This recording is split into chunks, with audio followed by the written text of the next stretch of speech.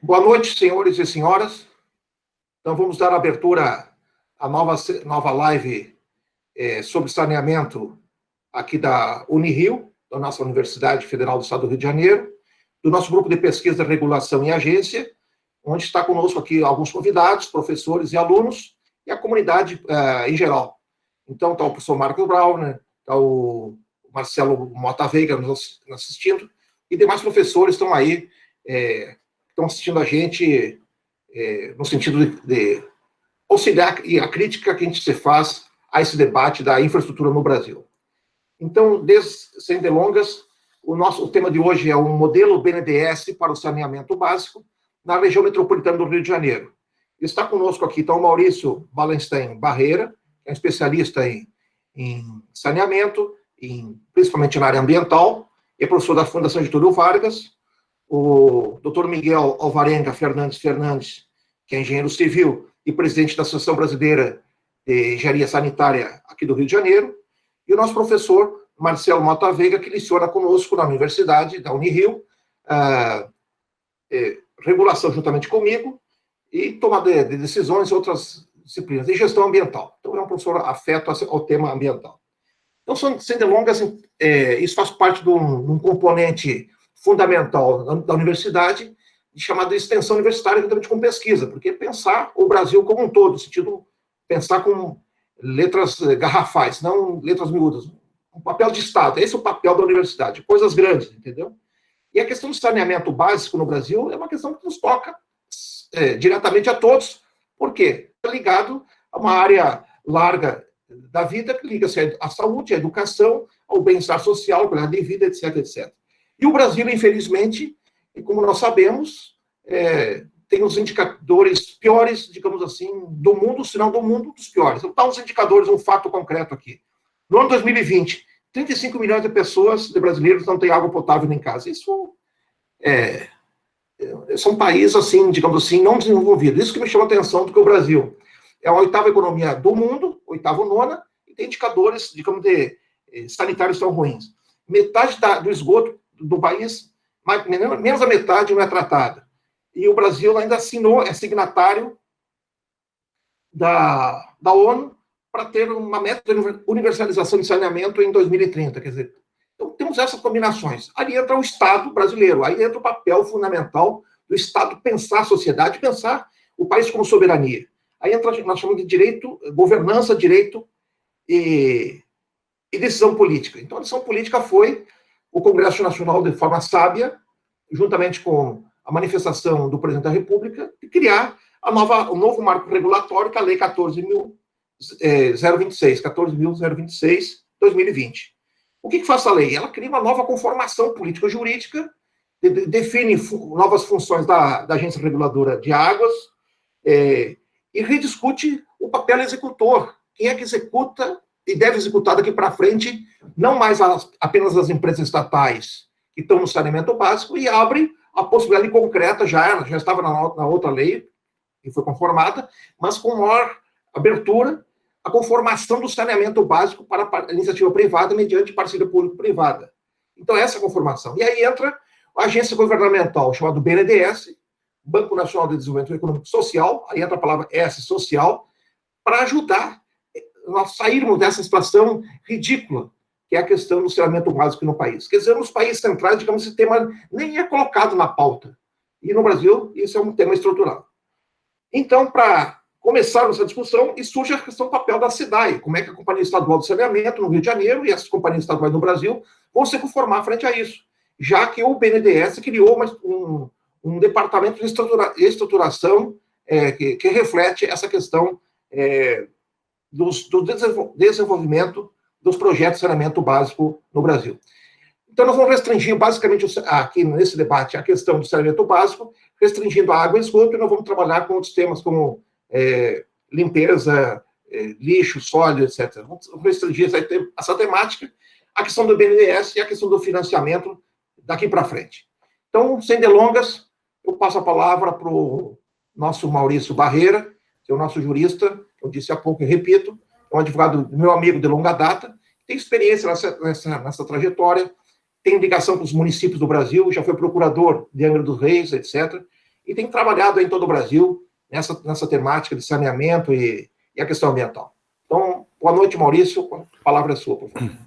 Boa noite, Busanello. Agradeço muito o convite da Unirio, com muita honra participar entre a comunidade acadêmica e a população em geral.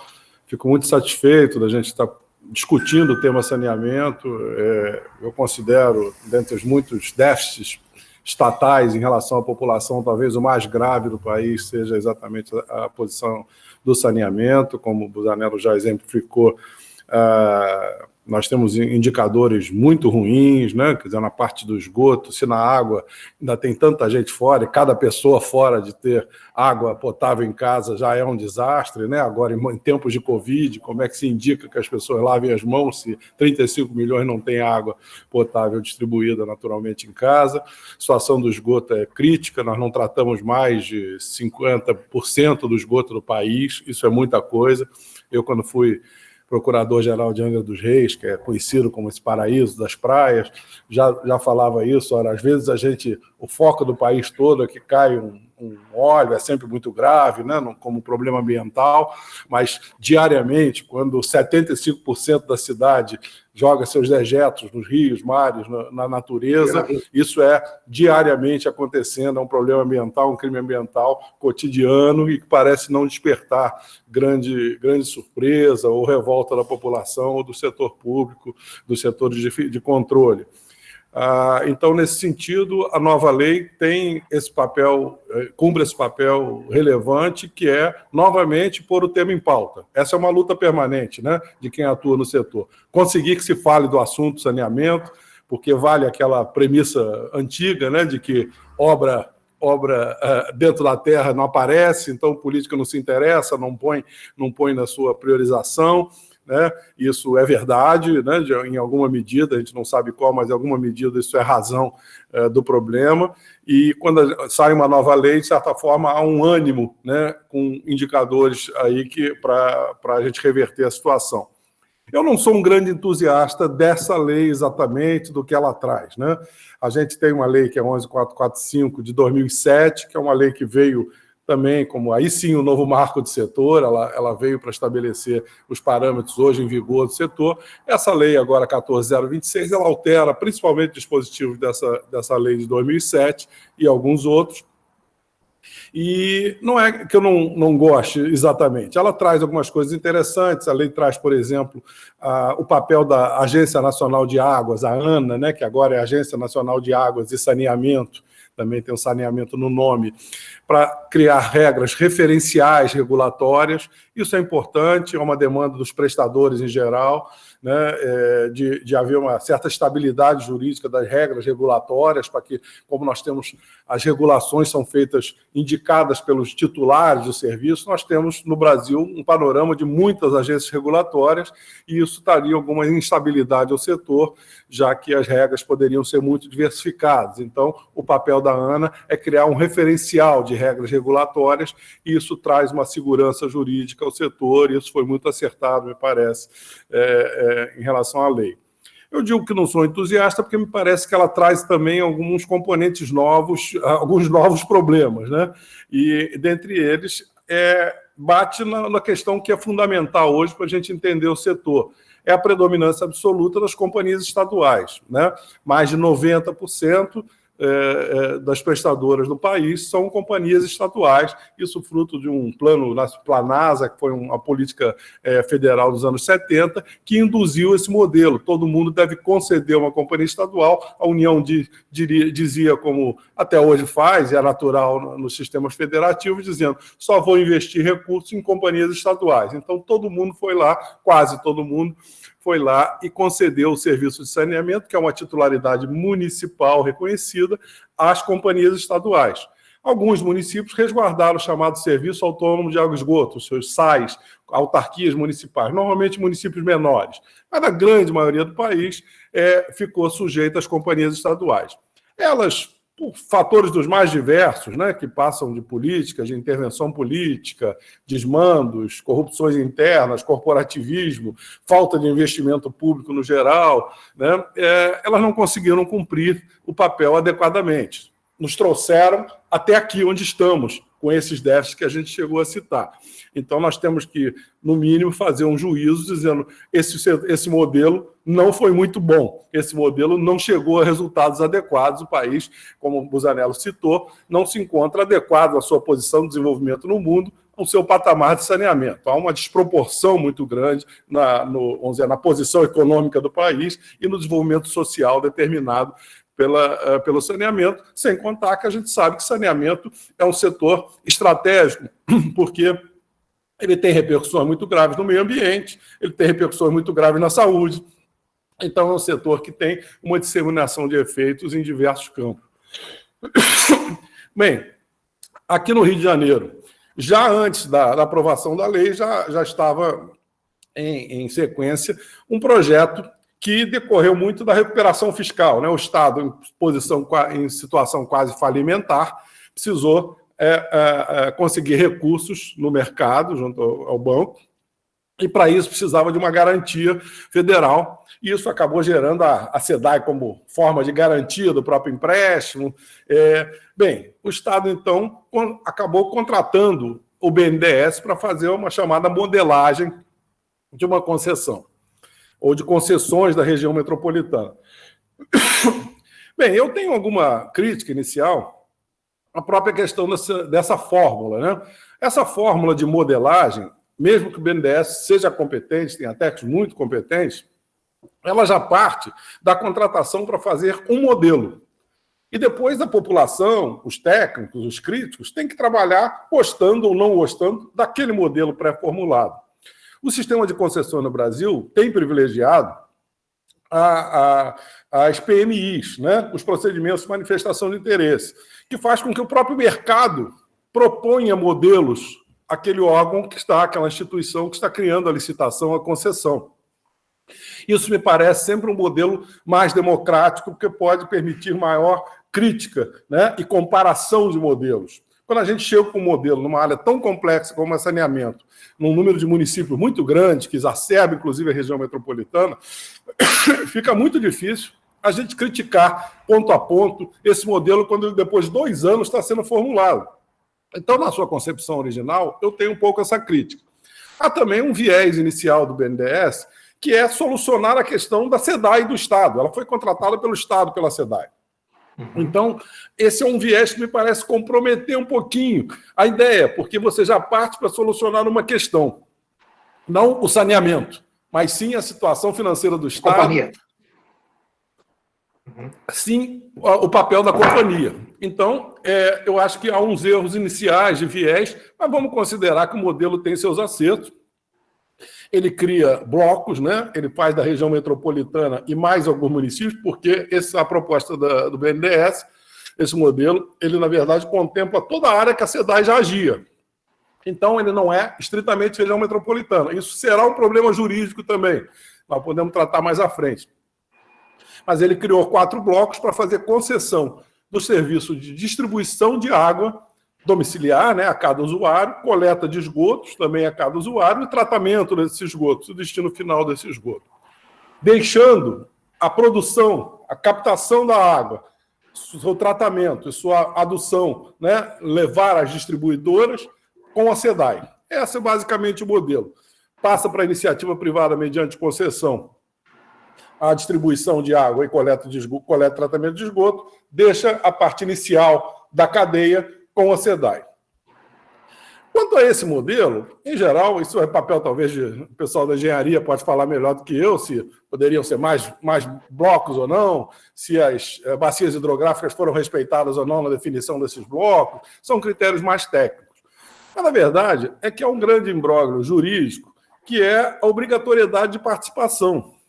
Porque o Supremo Tribunal Federal, numa decisão que foi muito confusa também, que durou quase 15 anos para o Supremo decidir, que é a ADIM 1842, decidiu que nas regiões metropolitanas, os estados poderão instituir região metropolitana para tratar de serviços de interesse comum, e que o saneamento seria, em princípio, interesse comum. E que região metropolitana, ao ser criada por lei estadual, obrigaria a participação dos municípios.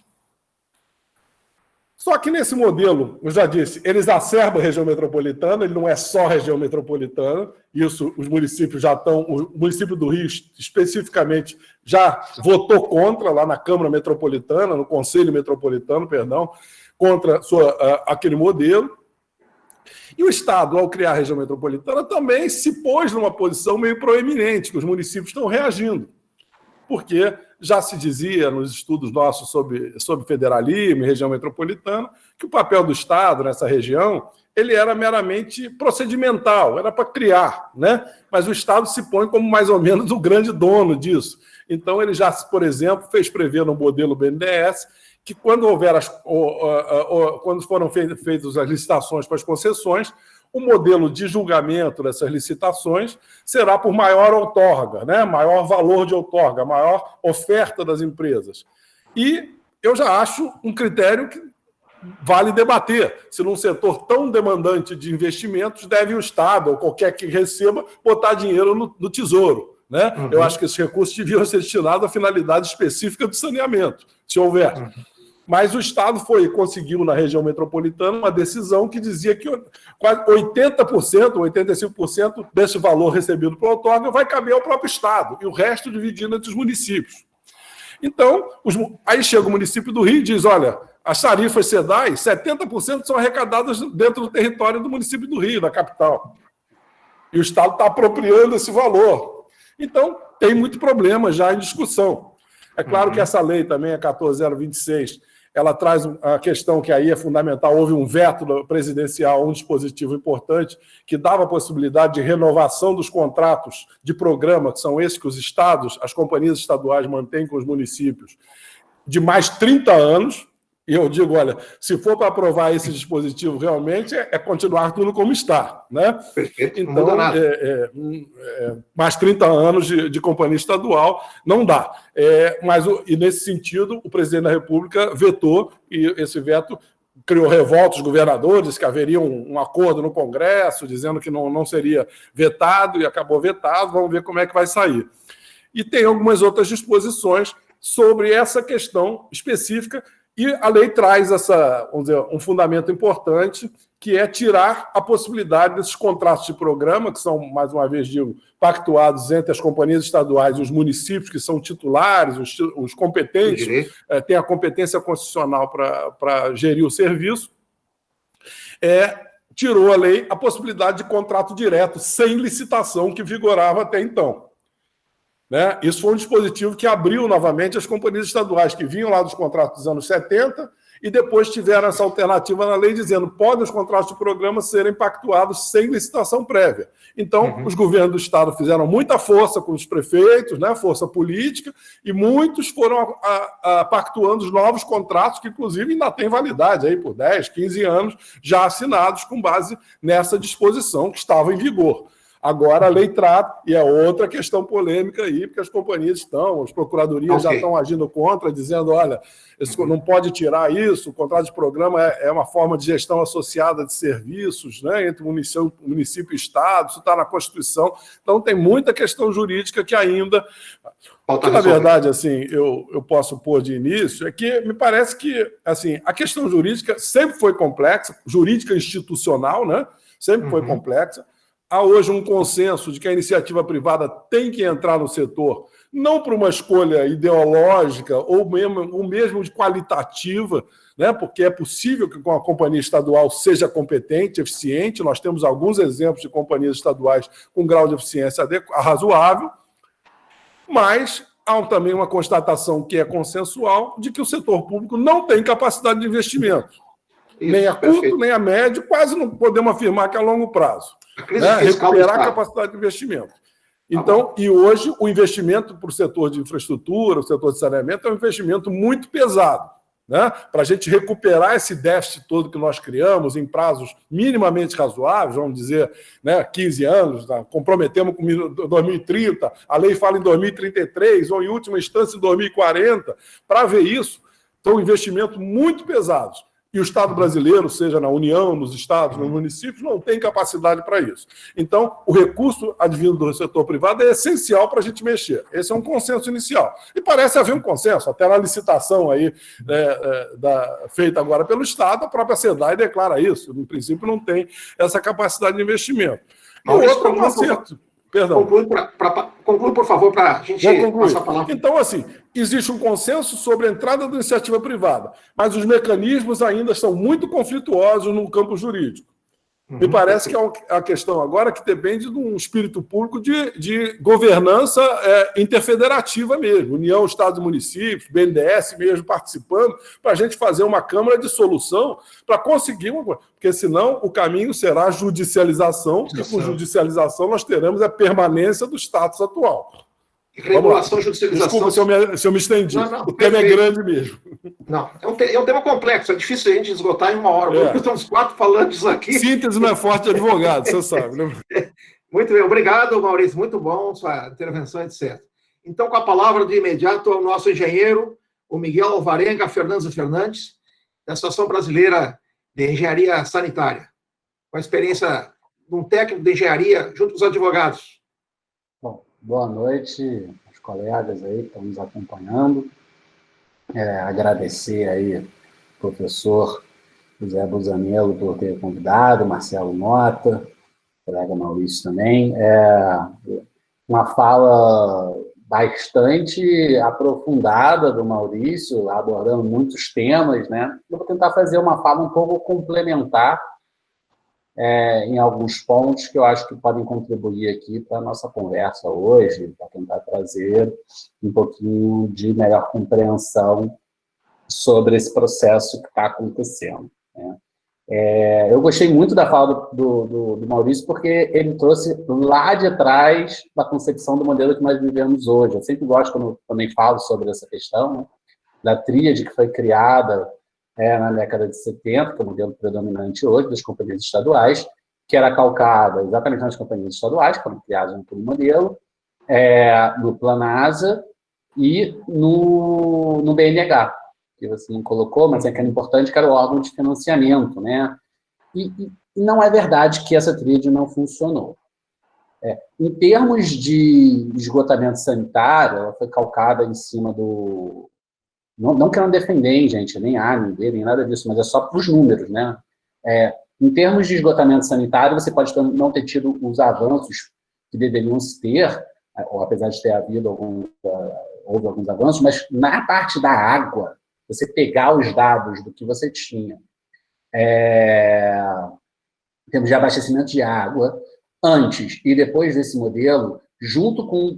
Foi um momento exatamente de grande urbanização que o Brasil viveu, né, do êxodo rural, você vai ver que houve um avanço significativo muito grande na constituição desse modelo.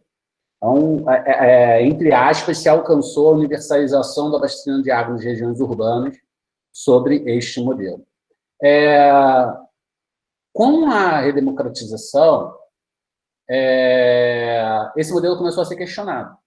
A nossa Constituição ela é municipalista. E você não teve ali uma definição sobre o setor de saneamento na Constituição, que eu acho que foi o grande problema que nós vivemos até hoje no setor de saneamento. É claro, ela ficou negligente. O BNH foi destituído, se mudou toda essa concepção dessa tríade quando o Collor assumiu, não se definiu juridicamente, de forma clara, quem ficaria responsável pelo serviço, e aí ficou essa coisa não definida que gera essa insegurança política e esse modelo complexo. É importante colocar que o setor de saneamento ele tem participação privada.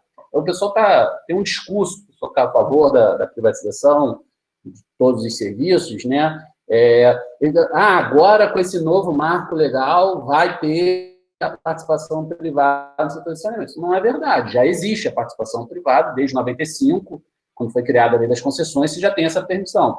É claro que hoje você tem uma participação tímida na iniciativa privada por diversos problemas com o setor de saneamento ligados à área jurídica, que eu não sei se essa revisão da legislação vai realmente, de fato, garantir qualquer avanço no setor ou mesmo a participação da iniciativa privada. Tenho as minhas dúvidas. Eu não sou advogado, eu não me sinto confortável para debater sobre essa área de forma tão clara, né? Mas eu queria trazer, aprofundar sobre a concepção do tema da nossa palestra, que é aqui a modelagem do Rio de Janeiro. É importante a gente trazer um entendimento de como ela nasce, né? Ela nasce realmente pelo regime de recuperação fiscal, com o objetivo único e simples de se vender a SEDAI para garantir um dinheiro, de um governo completamente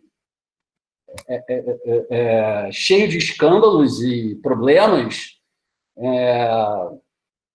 e sobre uma licitação, isso é importante colocar, sobre um processo de concorrência para fazer a modelagem no BNDES, de leilão por menor preço, onde a empresa que ganhou, ela tinha acabado de ser vendida com um rolo que ela teve numa obra aqui no município do Rio de Janeiro, e ela pegou um preço com quase 20% sobre o valor estimado necessário para fazer essa modelagem, pelo próprio BNDES, com parceria com o Banco Mundial, para estimar quanto se custaria fazer uma modelagem como essa aqui. Quer dizer, é quase que a chave para o insucesso de um serviço com a complexidade da amplitude que você precisa ter,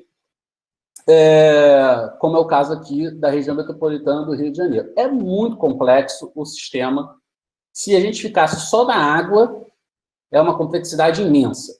Você ainda avança, nesse caso, sobre o esgoto, que ainda tem um rolo desgraçado com a drenagem, porque entra as questões das captações de tempo seco, que não está dentro desse processo. Quer dizer, não é simples. Se fosse simples, estava resolvido. Se fosse simplesmente uma modelagem econômica, como hoje você vê, né, nesse processo do BNDES,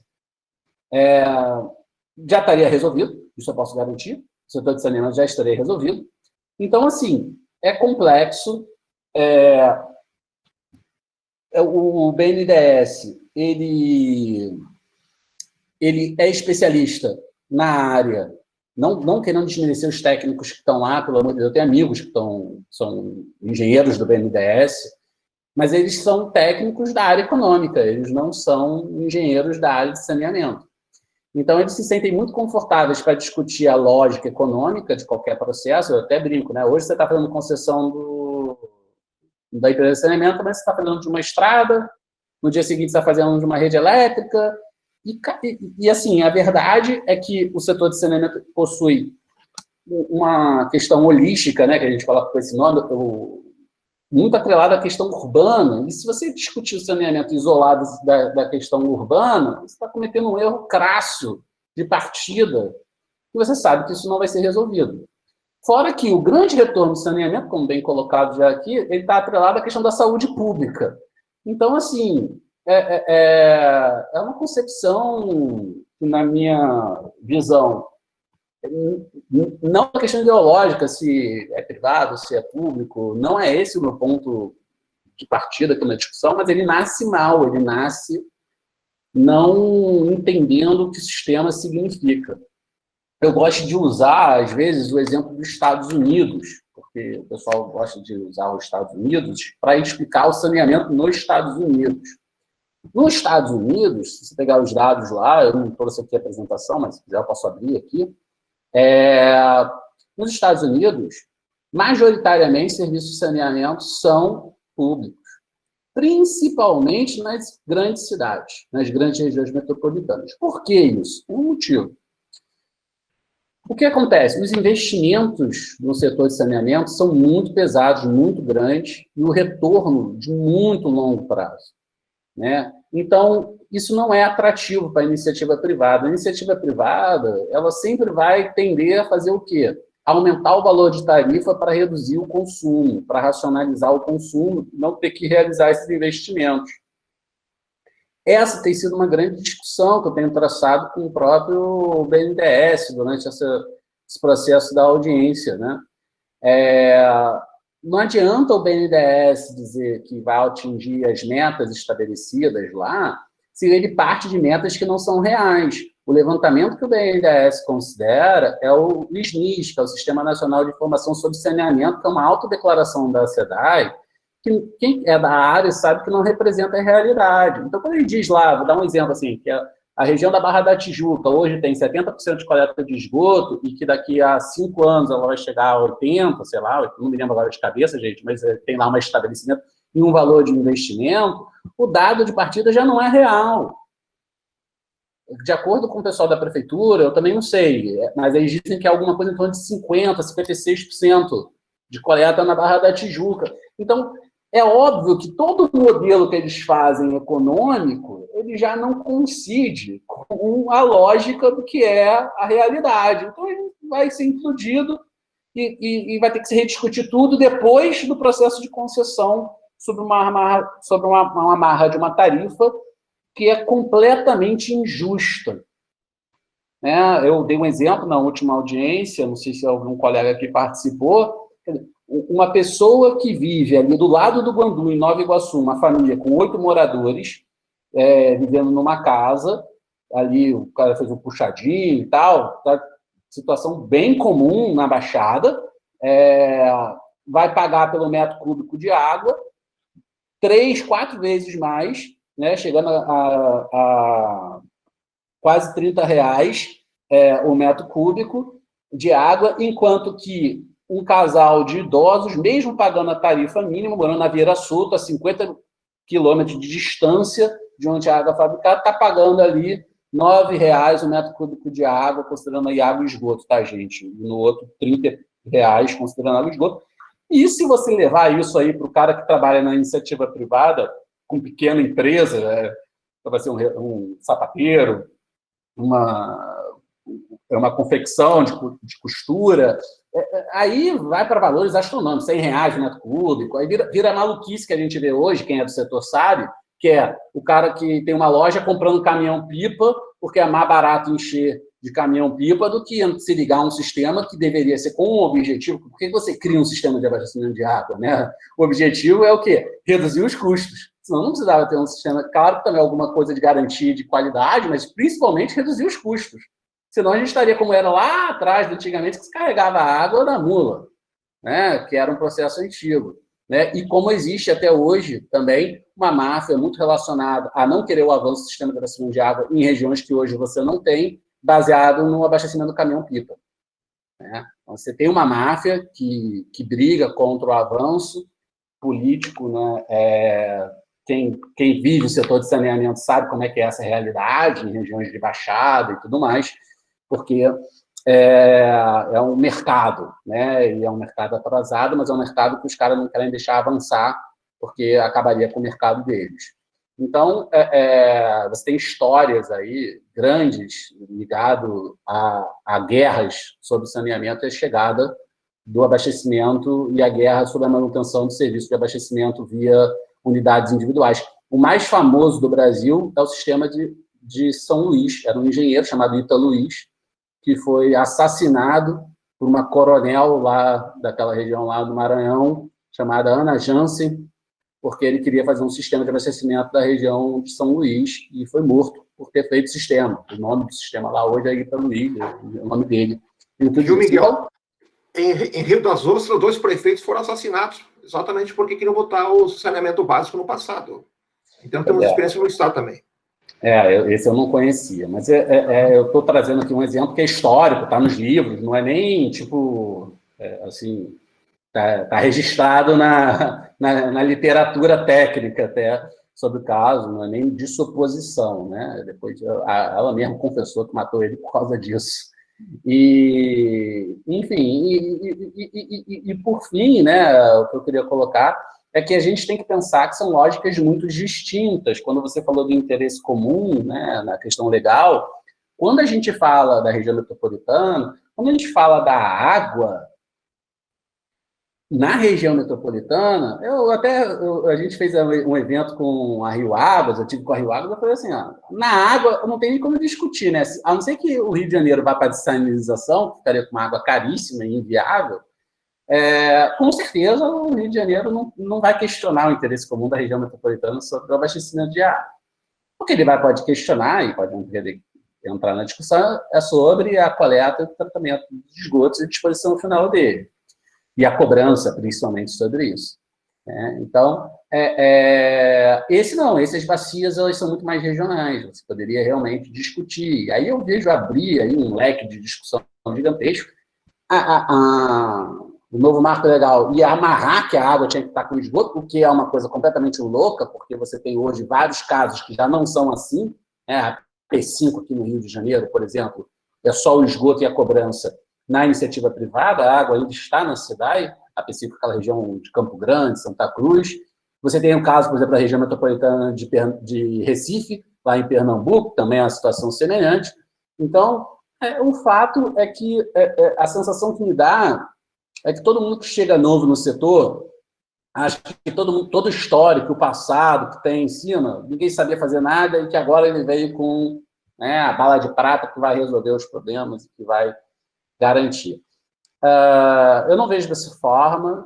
Eu acho que a lei de 2007 foi uma brigalhada para conseguir ser construída, e a verdade é que mais de 10 anos depois, os índices do setor de saneamento avançaram de forma muito tímida. Foi uma lei que também não conseguiu trazer a segurança jurídica ideal e estabelecer uma metodologia de avanço do setor. E, por fim, o único dado que eu queria dar a vocês é que a questão do investimento, como foi colocado pelo colega, a iniciativa privada vai ter recurso. A iniciativa privada ela vai antecipar o valor que ela vai arrecadar com a tarifa. Não existe colocar o dinheiro se não for ter o retorno esperado pela tarifa. É um setor de baixo risco, é um setor que você investe sem se preocupar se tiver uma pandemia, as pessoas vão continuar, a não ser que tenha uma condição legal, que é a grande discussão, o risco está atrelado à questão legal, principalmente. Mas, em termos de demanda, você não tem risco no setor. O consumo de água vai acontecer diferente, e aí, se você cobrar o esgoto pela água, vai acontecer diferente de qualquer coisa, a não ser que você tenha uma mortalidade gigantesca, e se isso acontecer, é o caos generalizado indiferente sobre isso. O ponto fundamental colocado é que o Brasil fez muito investimento no setor de saneamento, e você não teve o retorno esperado, os resultados esperados. Se você pegar aquele número mágico lá da OMS, de que para cada $1 investido, você tem aí uma economia de 4, alguma coisa, aí vai variar da região, mas na América Latina aqui é aproximadamente 4,3 de retorno sobre a saúde pública. O Brasil está fora desse índice. O Brasil está excluído desse índice, porque o Brasil, em teoria, fez um investimento muito forte e um baixo retorno. Eu até fiz esse levantamento aqui no estado do Rio de Janeiro. É claro que o estado do Rio de Janeiro, a gente pode explicar os valores inversos aqui, em virtude da gente ter aí alguns ex-governadores presos, presidentes da Assembleia presos, mas não é só isso. Na verdade, o que eu costumo dizer sobre o setor de saneamento é que falta uma gestão muito mais clara e séria sobre a área. Não pode, o plano diretor da Companhia de Saneamento aqui do Rio de Janeiro, da SEDAI, isso é da década de 80, de água, é de 82. É óbvio que ele não retrata mais, e pior, nunca foi seguido. Então, assim, é uma loucura, sabe? E aí, pior, aí fazem outros planos que não se falam entre si e que não são seguidos. Então, é uma questão de gestão, não é só de fazer o plano, é de questão de gestão mesmo. Aí, cada vez que chega alguém novo no governo, quer dizer, uma política de Estado, você tem política pseudo-governo.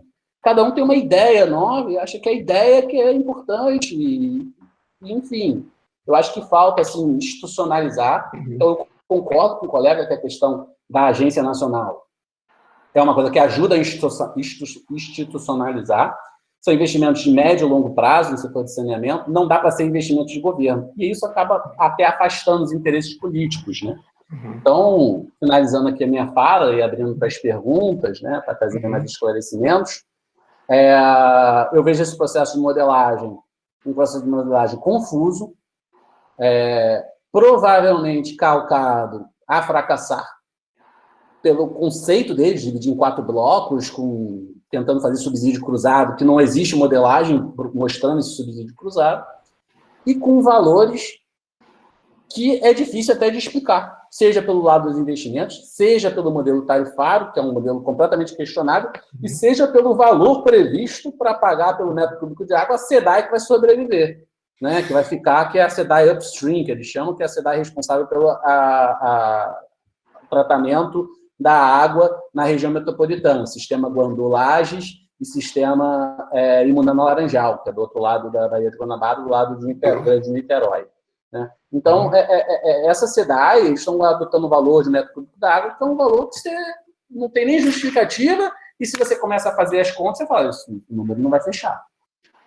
Então, eu acho que o BNDES tem que repensar, e essa notícia que a gente viu aí de que vai fazer a concessão até o final do ano, eu acho assim, um completo irresponsabilidade sobre a concepção de ter o avanço do setor de saneamento. Tá? Muito obrigado. Ok, Miguel. Então, obrigado, doutor Miguel Fernandes, pela sua contribuição enquanto engenheiro. Então, já passo a palavra para o nosso Marcelo Mota Veiga, nosso professor da Unirio, e depois vamos responder o chat, que tem várias questões sendo demandadas por vários colegas que estão perguntando pelo chat para a gente responder. Agora são 19h46, a gente quer ver se em 20 horas e 10 minutos a gente encerra. Com você, Marcelo Mota Veiga. Obrigado pelo convite. Eu vejo que além das pessoas da Unirio, tem muita gente de fora, muita gente da Fiocruz. Eu sou pesquisador da Fiocruz há 24 anos, né? O meu DNA é de engenheiro, né? Apesar de ser advogado também, eu sou membro do IAB. O Miguel é meu colega duplamente, né? Meu colega na diretoria da AB, e ele é engenheiro da Fiocruz também. Essa visão de saúde pública tem uma visão que faltou, né? Às vezes, quando a gente fala de saneamento, parece que a gente esquece que o saneamento não é um investimento só privado, porque o privado ele não consegue ter a captação dos maiores benefícios do investimento de saneamento, que são públicos. Então, quando a gente fala de investimento privado, na hora que você vai fazer aquele project finance, que é o que o BNDES faz, ele esquece que na hora que ele faz isso, os benefícios são do público, não são do privado. Então, esse modelo ele tem que ser de alguma forma ajustado, e o público, de alguma forma, tem que participar, porque os benefícios maiores são do setor público. E aí, trazendo assim, sou um acadêmico, né? Então, trazendo a visão mais acadêmica, de por que esse processo eu acho que não vai dar certo, né? A gente tem uma total abstração, uma total ausência de dados de qualidade. A gente tem uma quantidade de dados ruim, a gente tem poucos dados, e os dados que a gente tem são de baixa qualidade. Então, a gente basicamente confia na base do SNIS, que a base do SNIS é aquela base que você, quando você tem que criticar alguma coisa, você critica a base do SNIS. E a base do SNIS é a única informação que a gente tem que é oficial. Se você não tem informação que seja confiável, como é que você vai tomar uma decisão baseada em que informação? Essa informação ela não é o que vai te ajudar a tomar a melhor informação. Do ponto de vista da quantidade, do ponto de vista da qualidade.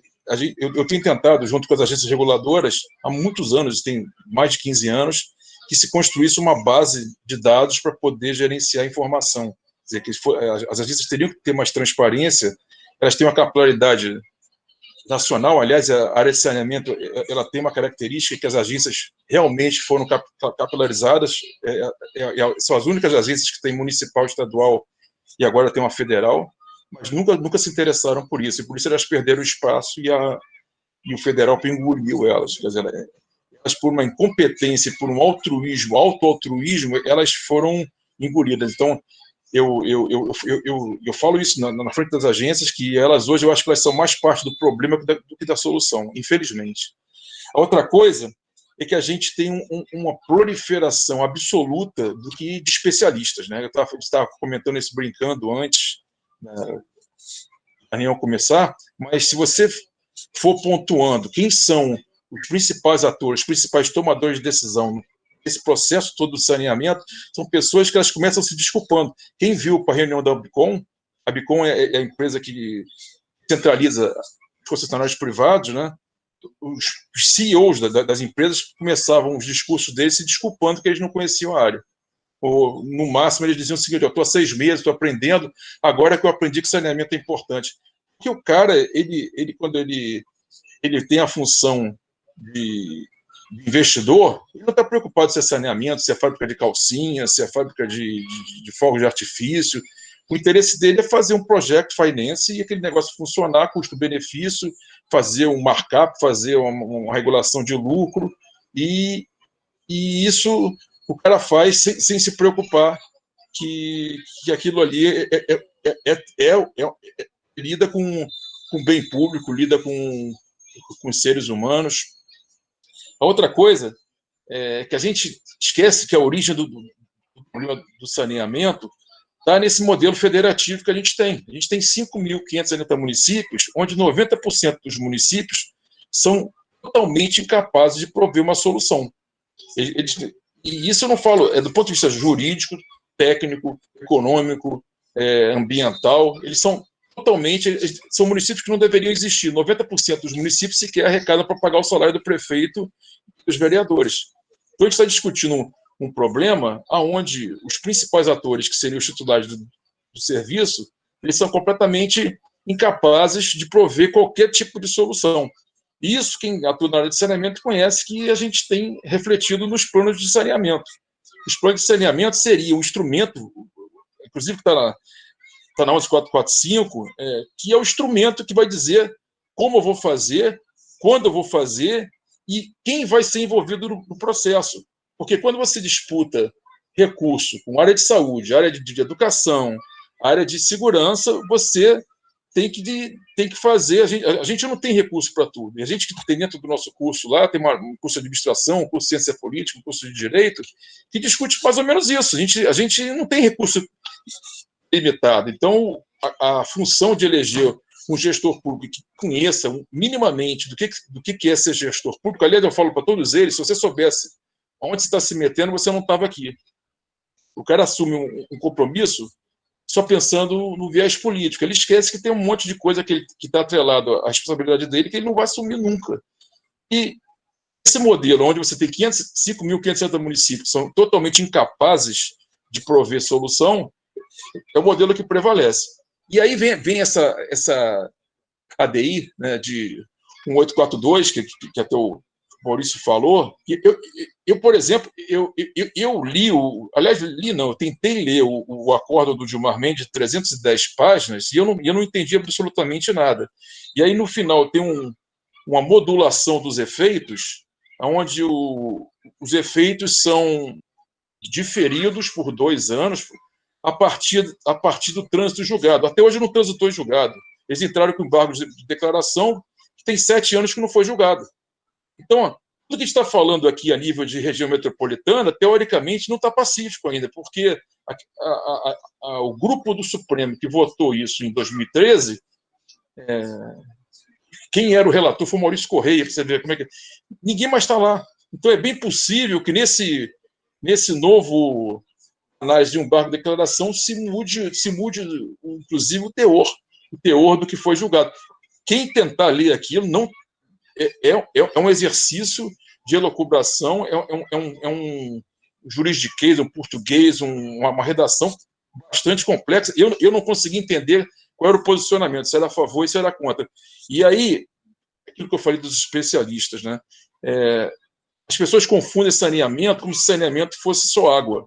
E, às vezes, um pouquinho mais esgoto. Mas saneamento não é só água nem só esgoto. Quando você faz um tipo de acórdão daquele que envolve drenagem, que envolve resíduo, ele é um absurdo técnico. É completamente inviável você discutir qualquer solução. Aliás, resíduo é um pouco mais complexo, que é a minha área de especialização, que você tem várias etapas. Então, você consegue particionar em resíduos, mas não tem como você discutir resíduo, a limpeza urbana, se não for municipal, por exemplo. Não tem como você discutir alguns tipos de soluções localmente, por mais que você crie uma entidade metropolitana. Então, por mais que o procurador na audiência pública tentasse falar que essa decisão era pacífica. Eu, por exemplo, não, aliás, em direito não tem nada pacífico, né? Mas esse acordo, essa ADI 1842, para mim, ela sequer chegou ao fim ainda. E eu acho que quando a gente vê que um embargo de declaração leva 7 anos para ser julgado, alguma coisa está por trás disso, né? Por que não colocaram isso, enfim, é tão simples, né? Que poderia ter sido resolvido. Não está pacífico ainda. Então tem uma insegurança jurídica muito grande. Eu, se fosse investidor privado, jamais colocaria um centavo nisso. Isso todo mundo está ciente disso. A gente viu que na primeira audiência pública tinha alguns investidores privados, na segunda tinha quase nenhum, na terceira não tinha mais ninguém. Só que ficou se lamentando na audiência pública lá pelo pessoal da SEDAI, dizendo que vai perder o emprego, enfim.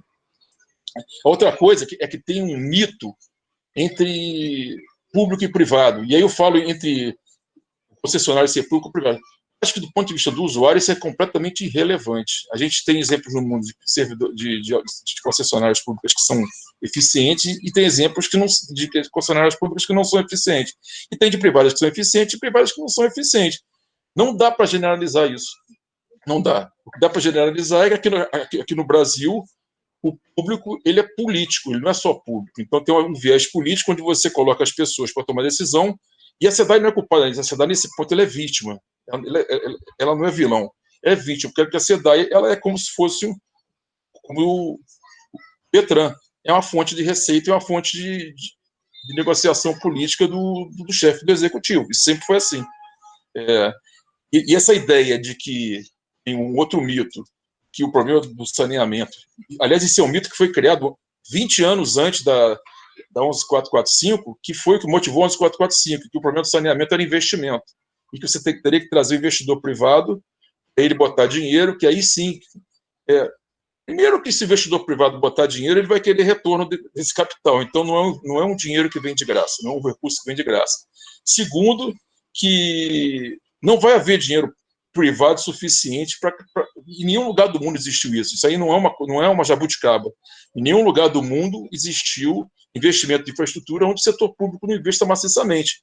E aí a forma de você gerenciar esse investimento, se é através de um concessionário privado, a operação, não o investimento, a propriedade da infraestrutura, ela não pode ser privada, até porque envolve alguns tipos de bem público. E tem uma discussão também, que ela ficou ao largo, né, que parece que quando você fala saneamento, água e esgoto, que o Miguel tocou, é que parece que bem comum seria os monopólios natural. O que não é bem comum não seria monopólio natural. Na verdade, esgoto nunca foi monopólio natural, resíduo não tem nada de monopólio natural, tem monopólio jurídico. Quando você faz um contrato por 30 anos, você criou um monopólio jurídico por 30 anos, mas não monopólio natural. A água normalmente é um monopólio natural pela própria característica do setor. Então eles misturam água e generalizam para todas as outras áreas do saneamento, que isso não é possível de forma alguma, né? Quer dizer, você tratar bem comum como meramente monopólio natural, você está simplesmente ignorando a grande parte da área de saneamento que não é abastecimento de água, né? E a forma como foi feita essa divisão de blocos, na verdade foram 4 blocos e mais um quinto bloco, que é a velha SEDAI, né? Vai ser mais ou menos aquele modelo da Varig, onde tudo que era ruim ficou numa empresa velha SEDAI, velha Varig, e tudo que é bom ficaram nos 4 blocos. E aí a dívida vai ficar na velha SEDAI, os passivos trabalhistas, os passivos jurídicos, tudo isso vai ficar na velha SEDAI. E os novos, teoricamente, seriam os modelos que teriam interesse econômico. E aí a coisa mais absurda, como aquela DI ainda não está definida, você fazer uma divisão baseada em blocos, onde você pega a região metropolitana e basicamente usa o município do Rio de Janeiro como grande provedor de recursos para o Estado. E aí você primeiro extrapola mesmo que existisse uma definição de região metropolitana, não tem o menor sentido você trazer o interior para a região metropolitana. Você não respeita qualquer conceito técnico, ambiental, bacia, proximidade, da onde vem para a adutora, se a adutora é Guandu, se não é Guandu. Você não pensa nada disso, você simplesmente pensa no modelo financeiro.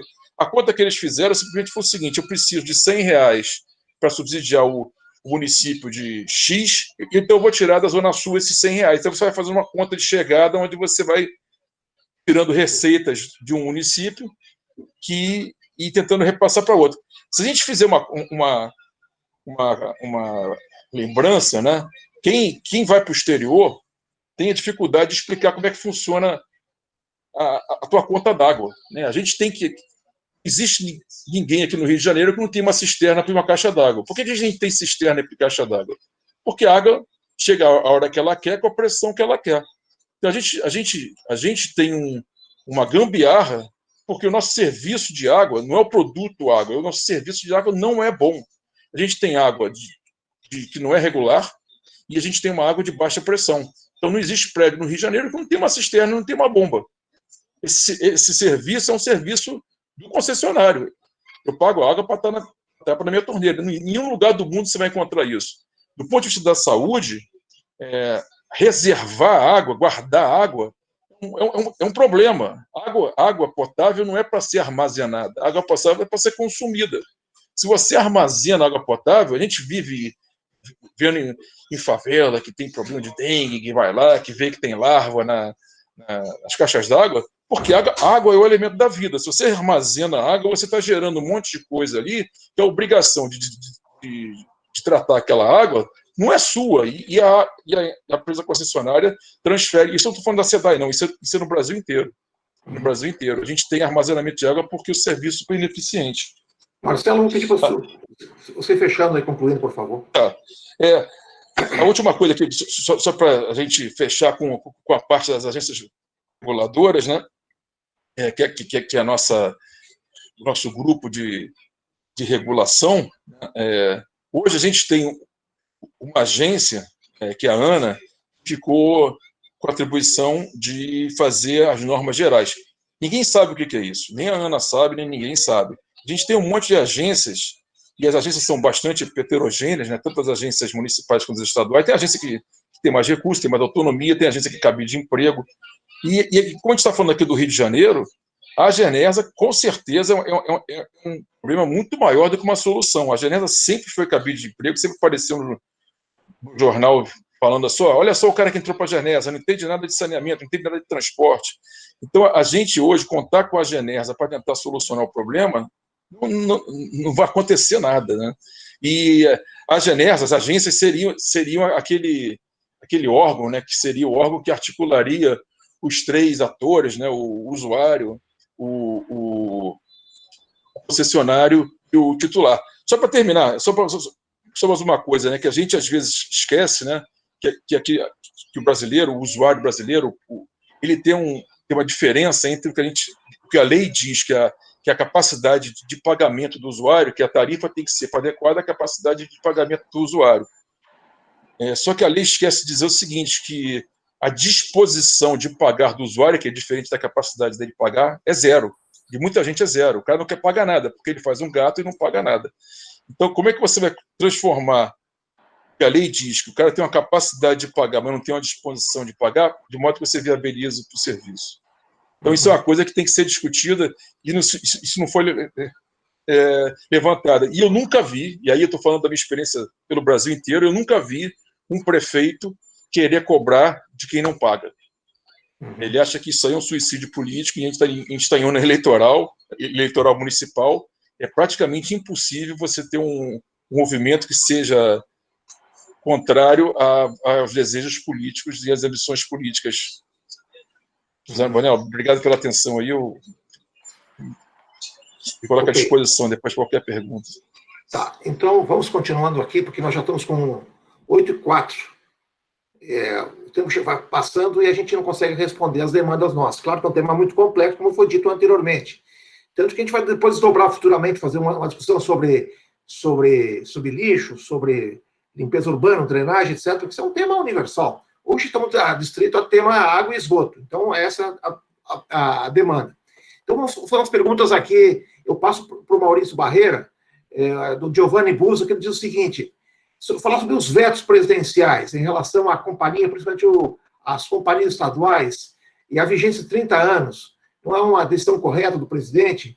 O Lucas Abreu pergunta também sobre os critérios de julgamento, sobre os contratos, a solução, como fazer a solução política dos municípios como o Rio de Janeiro em relação ao contrato e a modelagem do contrato em relação ao Estado, a questão do interesse comum. Então, essas duas perguntas eu passaria primeiramente ao Maurício.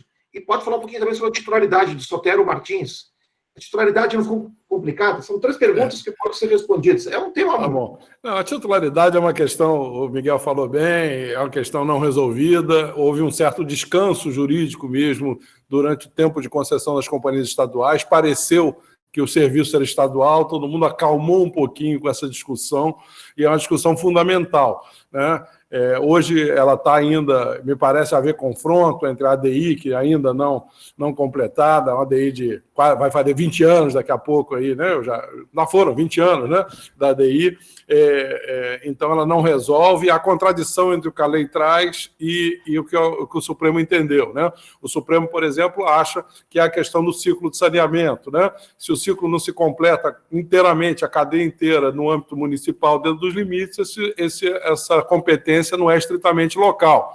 A lei vem e diz: é comum quando há compartilhamento de equipamentos, né, de instalações operacionais. Isso é um outro critério, não é a mesma coisa, né? Isso vai dar problema também de questionamento dessa natureza. Então, a questão da titularidade realmente é confusa.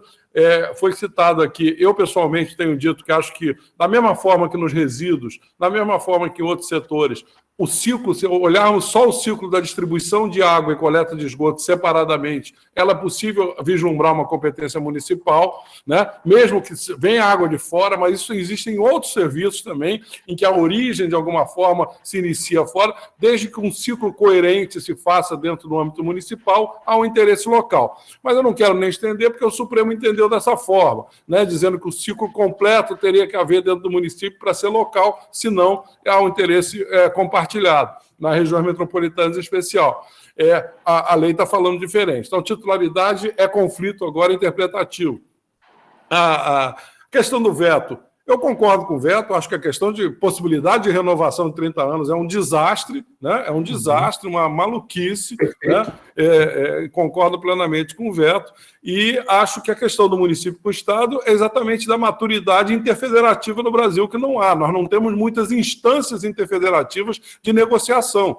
É importante ter instância formal. O Brasil é uma federação complexa, sem instâncias de resolução de conflitos. Tem mediações, perfeitamente. E, no mínimo, a gente tem que ter boa vontade, espírito público para sentar. Não parece que não temos nenhum nem outro, né? E engraçado que a nossa Constituição criou as regiões metropolitanas e até hoje a gente não conseguiu ter uma Câmara de Compensação. E não, já era bem complexo, com União, Estado e Município. A região metropolitana atuando nesse meio aqui torna mais complexa ainda a solução das questões, né? É o que nós estamos vivenciando aqui no Estado do Rio. E vamos ter no país afora. A questão do Miguel, o Alexandre Pessoa Dias pergunta, gostou da sua análise crítica do doutor Miguel Fernandes. Aí, sobre isso, eu pergunto, não é um pouco essa análise, Miguel, um pouco pessimista, não, mas um pouco áspera, no sentido de entender que as coisas não vão como o governo, o Estado precisaria, pela velocidade dos fatos, já que os fatos nossos são gravíssimos e teríamos que andar mais rápido, etc. Ou tu acha que é isso mesmo, que a gente não conseguiu construir ainda um modelo gravitacional que consegue produzir soluções a médio prazo para o saneamento no Brasil? Eu sou um entusiasta. Eu falei até com um colega do BNDES, eu falei, amanhã você está fazendo concessão de estrada e eu continuo no setor de saneamento. Eu venho no setor de saneamento, meu pai é engenheiro tradicional da área, segui a carreira, hoje eu estou tendo a oportunidade de estar à frente da ABS, né, que é a entidade mais atuante no setor. Eu preciso só colocar aqui alguns pontos que eu acho que é importante. A ABS tem um posicionamento contrário ao veto do presidente.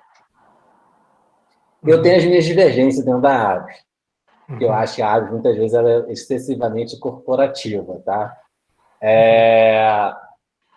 Eu só queria colocar que não é essa posição do colega do Maurício, que ele diz, se o veto cair é desastroso, também não é real. Vou dar um exemplo aqui do Rio de Janeiro, tá? A SEDAI tem pouquíssimas cartas-programa, contrato-programa. Ela, basicamente, quando tem algum termo de entendimento entre as partes, alguma coisa, o próprio município do Rio é um caso, não tem contrato-programa com o município do Rio. Então, se cair o veto, se vier a cair o veto, como, por exemplo, a ADOS hoje se empenha para derrubar, vai ter impacto, por exemplo, no estado de São Paulo, que tem muito, vai ter impacto em alguns outros locais, mas no caso do Rio de Janeiro, que é o que a gente está aqui falando, né, vai ter baixo impacto. Uhum.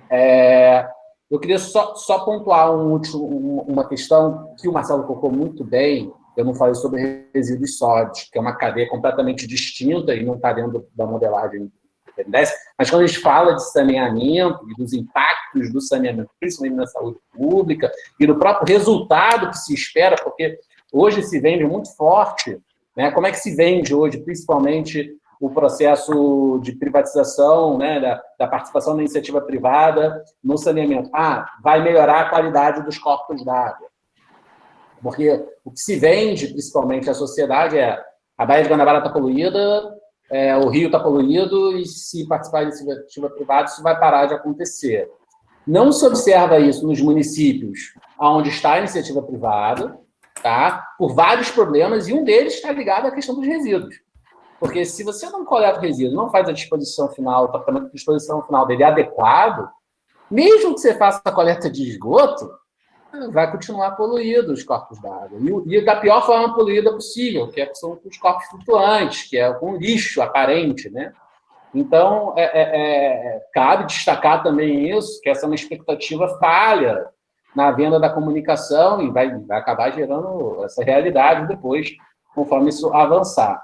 Mas, por fim, a minha principal crítica ao modelo hoje do BNDES é que ele não fala, e aí tem várias críticas, mas a que eu acho mais pujante, até pela minha formação, né, que eu sou de projeto de hidráulica, ele não amarra, ele amarra que você vai universalizar o abastecimento, mas ele não amarra a produção. E a verdade é que nós temos estruturas antiguíssimas, né, o Andu é da década de 50, é uma transposição da década de 30, sistema hidrelétrico em série, problemático, e você não sabe qual é o ciclo de vida útil disso. Do outro lado da Baía de Guanabara, o Nano Laranjal, é um sistema, além de ser antigo também, ele é um sistema que já é deficitário, sem água suficiente dentro dele, e o BNDES lava as mãos e fala, vou universalizar. Com que água? Com que água? Ele vai fazer a redistribuição, beleza, isso realmente, a redistribuição, concordo que pode estar na mão da iniciativa privada, tem vários casos no mundo que é assim, mas no caso do fornecimento, se ele não monta o modelo, como ele não montou, para garantir a sobrevivência dessa SEDAI upstream que ele está criando, a gente vai ter um problema maior ainda, a gente vai ter falta d'água real, criado pelo modelo do BNDES. Eu falei isso em reunião com ele, eu tinha uma reunião de 4 horas com ele, e eles precisam repensar essa concepção. Então, eu acho que sem repensar essa concepção, eu acho assim, uma irresponsabilidade se acelerar esse processo da forma como está. Agora, repensando, tudo é possível, vai depender muito de como isso for organizado. Uhum. Ok, Miguel. Porque, sob o ponto de vista democrático, ninguém é contra a água. O problema é que nós não temos fontes hídricas suficientes para suportar toda a demanda, digamos assim, colocado com um padrão universal. 12 milhões de pessoas aqui no entorno da Baía de Guanabara, é muita gente. Então, continuando aqui, o Heraldo Herculano falou que o modelo tem que ser de gestão de competência, obviamente. O Alexandre Pessoas Dias pergunta se os projetos constituintes do edital de modelagem deveriam seguir os critérios de saúde pública. Pode ser também. Aí o Marcel pode responder isso. O Carlos Sanches pergunta... um grande número de municípios com elevado custo para a sociedade, com retorno social, ambiental e econômico, no mínimo discutível. É verdade, que uns 5.500 municípios, muitos deles não têm condições, etc. Tem que discutir a questão federativa, que foi dito pelo Maurício na abertura. Tem municípios que não se viabiliza, e depende basicamente de transferência de verbas. O Leonardo Egito Coelho, lá no Piauí, nosso colega, te pergunta, principalmente o Maurício, por que não falar desse modelo do BNDES para todo o Brasil e não só para o Rio de Janeiro? a explicação quem escolheu, o Leonardo, quem escolheu esse tema foi o Maurício, exatamente para tentar pegar a questão das modelagens, etc. A modelagem do BNDES, já que foi feito um edital do governo do estado do Rio de Janeiro, chamando o BNDES para opinar sobre isso e criar um corpo técnico para isso, né, Maurício? Só esclarecer, o BNDES tem atuado como consultor em diversos locais, não é só aqui no Rio, né? Nós elegemos a questão do Rio para a gente ter foco, né, e falar de um caso que está aqui, posto em consulta pública, está aberto exatamente ao processo de crítico, né? Mas ele tem feito em alguns outros estados e ele está aí atuando como consultor privado, por assim dizer, fazendo as modelagens aí segundo contratações, né? Então, assim, o BNDES não é o grande vilão dessa história, não. Ele atua como ele tem lá seus erros de projeto e tudo, mas eu tenho sempre dito, eu acho que a questão jurídica institucional a questão por ordem, né? Se a gente não resolver, passar para o patamar seguinte, a gente não consegue. E como a gente não resolve essa jurídica institucional, a gente não caminha também em modelo. Depois, se entrar para dentro do modelo, ele tem muitos problemas. Miguel, só esclarecer aqui, eu não estou, né? Eu também não tenho posição absoluta achando que o modelo é um desastre para o país.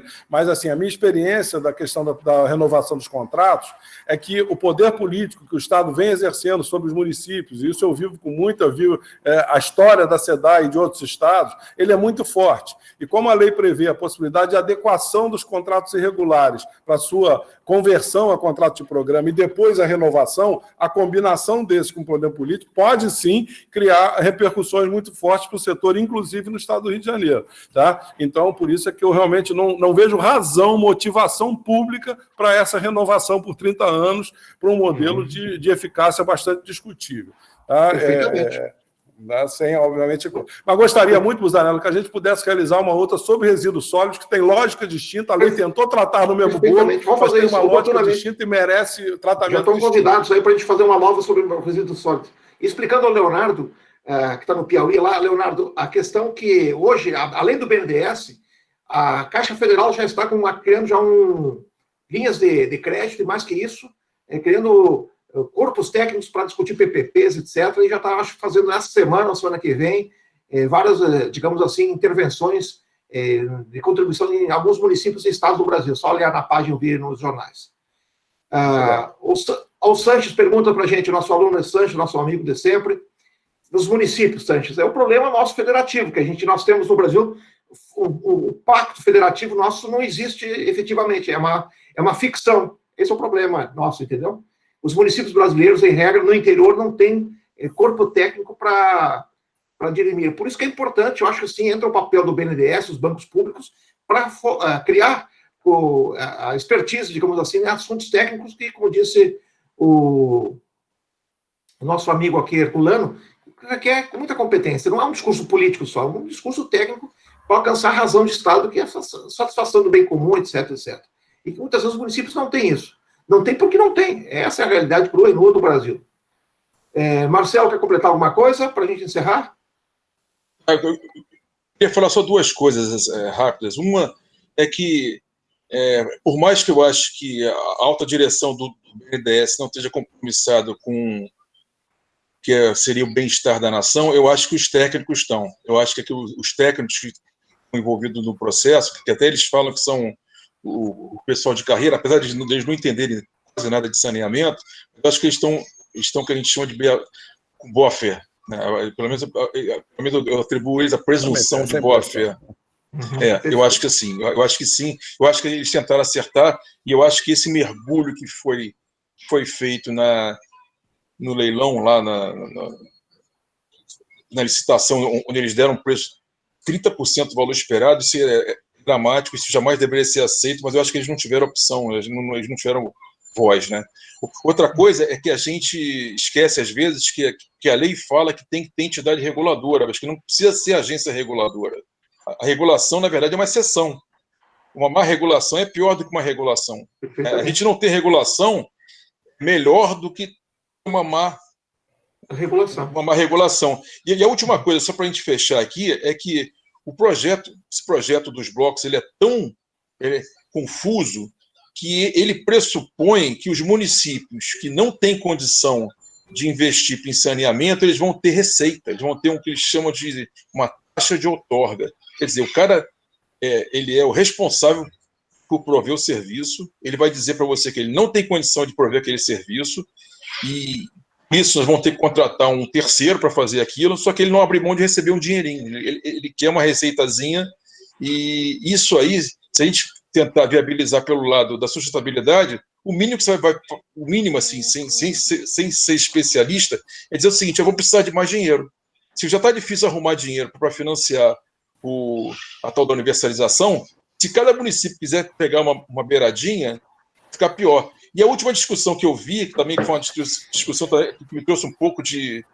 Assim, essas coisas me trazem um pouco de problema de acidez no estômago, foi a discussão da captação de tempo seco, onde o município estava reclamando que, para usar o canal de drenagem, ele queria receber um valor que a empresa estadual estava recebendo por tratar o esgoto. Quer dizer, a gente não está discutindo, não tem nada a ver com o problema técnico ambiental, tá? Tem a ver o seguinte: se você está recebendo alguma coisa, mesmo que seja uma coisa injusta, eu quero pegar um pedacinho dessa tua coisa. Então, acho que enquanto a gente não pensar as soluções de um ponto de vista social e envolver uma solução participativa, e aí eu acho que a sociedade tem que ser envolvida, e não foi em nenhum momento, os planos... Não existe plano de saneamento que não envolva a sociedade. Esse plano de saneamento que foi feito por uma empresa de engenharia, sem sequer visitar os municípios, usando dados do SNIS e dados do IBGE, para mim eles não são plano, cara. Eu não chamaria nem de documento técnico. Plano tem que envolver a sociedade. É igual o cara fazer uma dieta para você sem te consultar. A dieta só de chuchu. Eu não gosto de chuchu. Pronto, vai comer chuchu o resto da vida. Isso não existe. Não existe. O plano pressupõe participação, e tem que ter participação dos 3 atores principais: o poder concedente, a empresa concessionária e do usuário. Como é que você vai conscientizar o cara que ele tem que pagar? Você tem que conscientizar ele, ou você não vai pagar. A gente viu isso, o cara aceita pagar por alguma coisa para ter água. O governo aceita pagar a mesma coisa para ter esgoto, mas se você não tiver participação, você não vai ter solução. Se não tiver como você aumentar a base de quem contribui, vão tentar fazer essas formas econométricas que não funcionam, subsídio cruzado, de Copacabana subsidiar o município de São Fidélis, é uma coisa maluca. Então, eu acho assim, a gente tenta, às vezes, colocar no papel, e isso ficou claro, né, que o pessoal do BNDES ele é bom de fazer planilha, só que a planilha nem sempre vira realidade, né? E aí eu acho que falta um plano B, né? E se isso não virar realidade, e eu acho que a insegurança jurídica é muito grande, eu acho que as pessoas falam que eu sou pessimista. Eu acho que eu não sou pessimista, eu acho que eu estou olhando para o problema e vendo o seguinte: se fosse meu dinheiro, eu não botava. Eu queria ver se alguém do BNDES vai botar algum dinheiro. Não o banco, porque o banco coloca o dinheiro que é do povo. Quero ver se a pessoa vai comprar fundos de privatização da SEDAI. Alguém vai comprar isso lá. Se alguém comprar, eu agradeço, faço assim: obrigado, contribuiu. A gente faz lá um crowdfund lá para ajudar o pessoal do BNDES para comprar a ação da SEDAI. Marcelo, você não é pessimista, você é realista, mas com um viés pessimista. Marcelo, o que eu quero dizer é o seguinte: tudo que você está falando procede em parte. A vantagem e a virtude reside o seguinte: que houve uma manifestação política, uma decisão política agora, recente, para mudar um segmento que estamos atrasados. Isso é importante, entendeu? Se não vai dar, a gente vai ver. Claro que essas construções que vocês falaram, da incerteza que permanece, é verdadeiro. Mas eu acho que o direito é uma tentativa de superação em ter produzido certezas, futuramente. Então, essa decisão política eu acho importante, que cria um novo marco regulatório que pode proporcionar algumas alternativas que a gente vai construir com o tempo. Ok? Então, para nós encerrarmos, agradeço muito a presença de vocês, os debatedores, etc., o Miguel, o Maurício e o Marcelo, os professores. Eu registro a presença dos ex-alunos, o Leonardo está conosco, e o chefe de gabinete nosso, o Roberto Viana, chefe de gabinete do nosso reitor, que está nos assistindo, que é o nosso administrador, que pensa em planejamento público também. E quero dizer a vocês que a gente quer construir isso, essa live bem permanente, 2 vezes por mês, 1 vez por mês, sobre temas de Estado. Agora, os próximos que estou organizando é sobre energia elétrica. Mais adiante, vamos discutir PPPs, financiamento, subsídio cruzado, temas estruturantes da vida nacional que afetam o cotidiano nosso e para pensar um país, digamos, melhor que todos almejamos. Com isso, eu dou por encerrada a sessão e agradeço a todos vocês presentes por uma nova live que eu chamo vocês para a presença de vocês. Grande abraço, boa noite, obrigado. Boa noite, uma excelente iniciativa. Obrigado a todos. Boa noite, gente. Até mais.